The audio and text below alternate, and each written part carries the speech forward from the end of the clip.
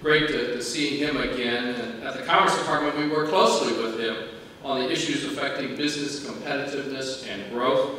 And I very much appreciate his invitation to be with all of you here today at this conference. And of course, what a beautiful setting, this Fine Arts Museum that I understand now that then Governor Mark Warner had a hand in putting together. And I have to tell you that you have such a great public servant in Mark Warner. As he indicated, we served together as governors. We openly shared ideas.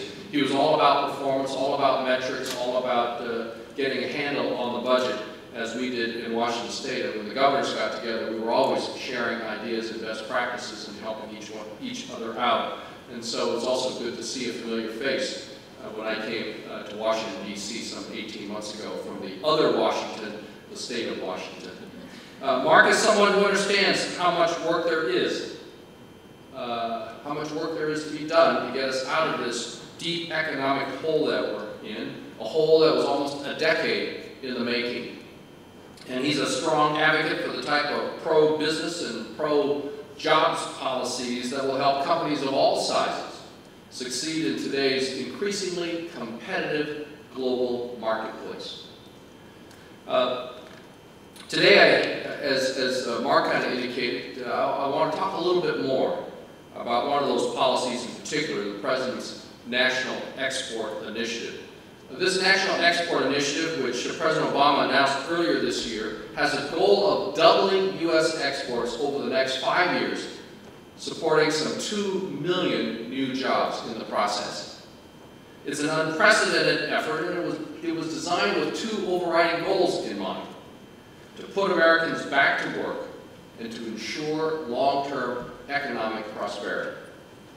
Consider that today, more than 1 in 3 manufacturing jobs and almost 1 in 5 agricultural jobs are tied directly to exports.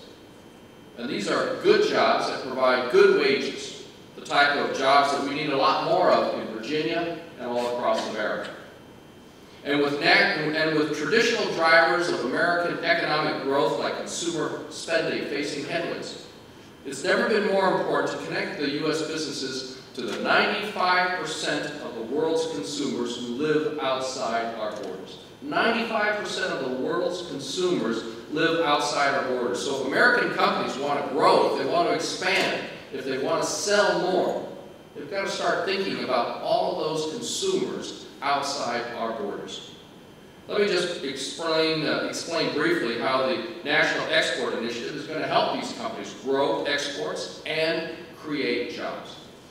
Number one is expanding the U.S. government's export promotion efforts in all its forms. And this can mean a lot of different things. It can be Commerce Department officials doing the tough shoe leather to find for a company in Petersburg, Virginia, new customers in Petersburg, Russia. It could mean an agricultural department expert helping a farmer navigate local rules and regulations as that farmer tries to export specialized hay, like Timothy hay, to countries like Japan. Or State Department specialists making sure a U.S. company gets a fair shake for a government contract in China.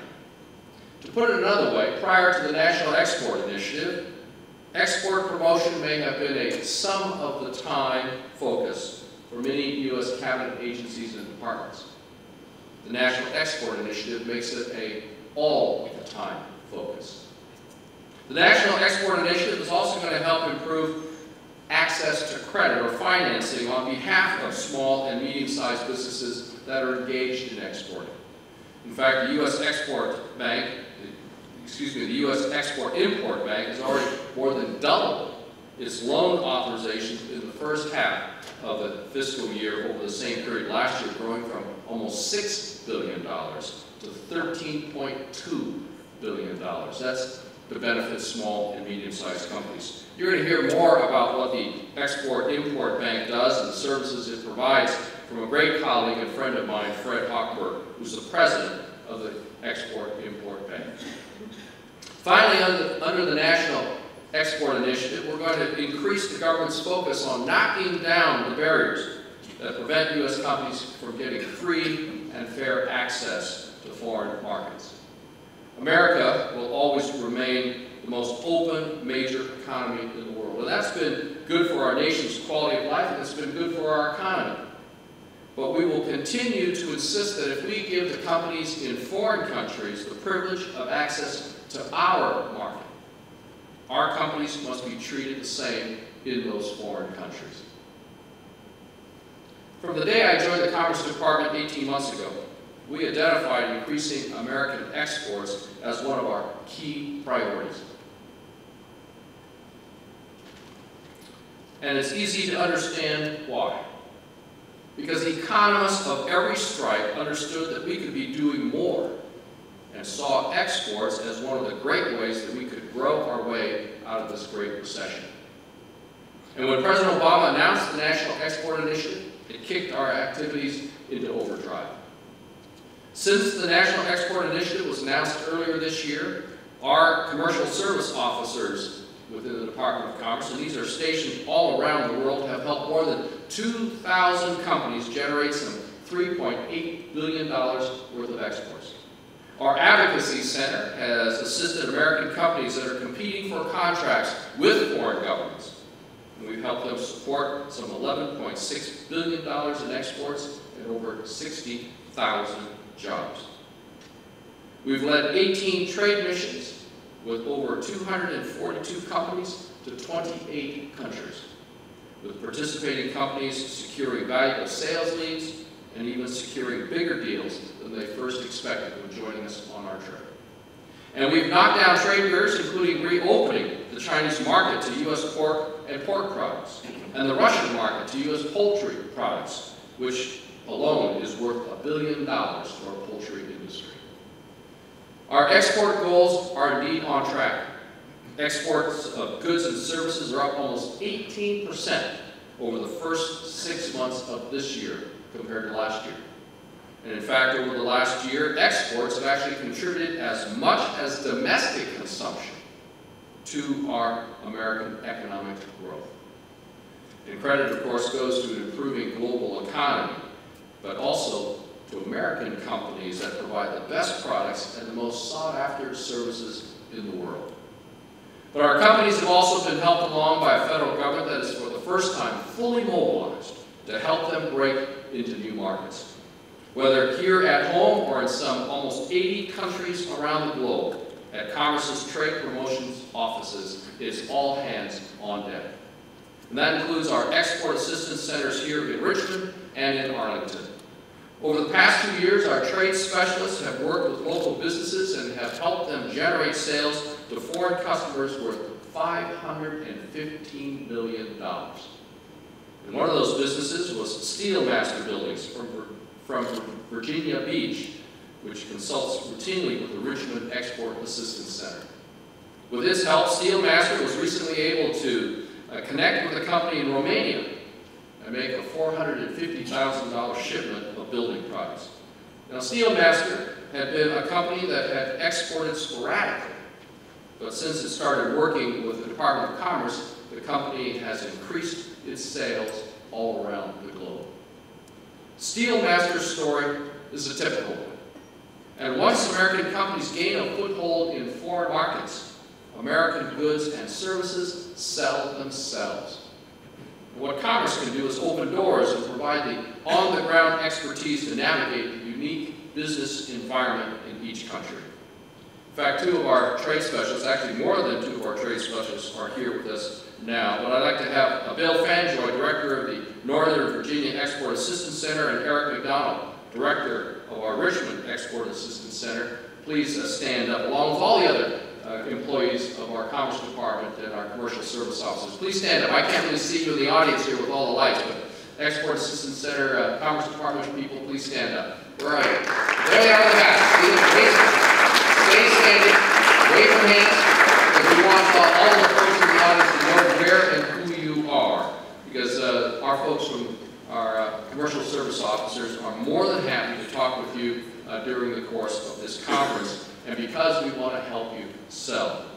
Indeed, you know, we have, like I said, commercial service officers in posted in virtually every consulate, every embassy in some 80 countries around the world. But we also have, as we just saw, folks here in Virginia. And their job is to actually help match you with business opportunities, export opportunities all around the world, so that you don't have to go off to, let's say, Hungary off by yourself as a complete stranger. I mean, you go in, and whether it's a company like Steel Master, or even a company that I just met outside of the lobby, Lumbersmith, meet with our commercial service officers, and they'll say, hey, we actually think with the product or service that you provide, it'd be a great fit, let's say, in Hungary.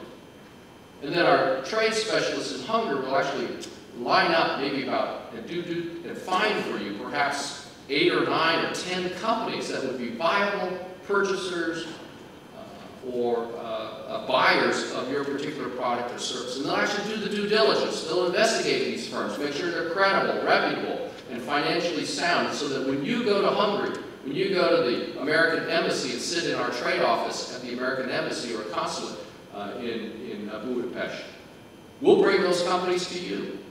Every half hour, on the half hour. It's almost like speed dating. You just stay there, we'll bring them all to you. And I can tell you, companies that have gone through some of these programs at the Department of Commerce swear by them and say that so much of their revenue, so much of their sales have come from the contacts and leads developed by our commercial service officers. So please take advantage of them.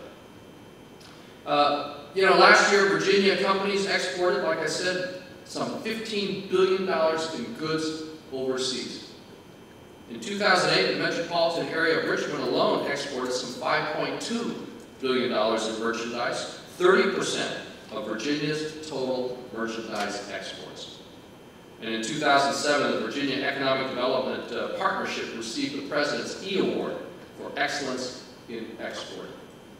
And I'm sure there are people here who contributed to those numbers, but I'm also sure there's a whole lot of untapped potential, both in this room and all across the Commonwealth.